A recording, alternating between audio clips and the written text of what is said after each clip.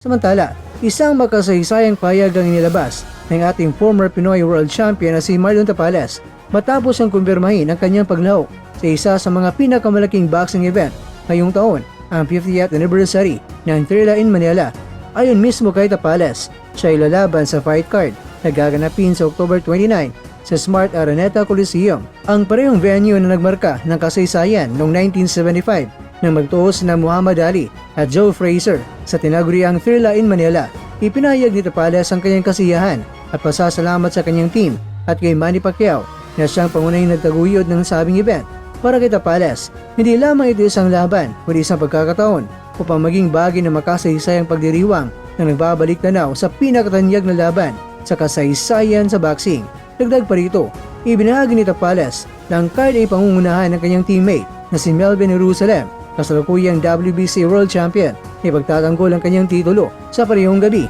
Kaya naman, doble ang saya at karangalan para kay Tapales na maging bahagi ng selebrasyon kasama ang kanyang kapwa mandirigmang Pinoy. Malaga ang partisipasyon ni Tapales sa mga kwento sapagkat ipinapakita nito ang mga modernong henerasyon ng mga Pinoy boxers na patuloy na nagdadala ng bandila ng Pilipinas sa international na entablado. Kaya para kay Tapales, ang kanyang laban ay hindi lamang tungkol sa personal na karangalan, kundi tungkol din ito sa pagpapatuloy ng tradisyon ng kagitingan at husay ng mga Pilipino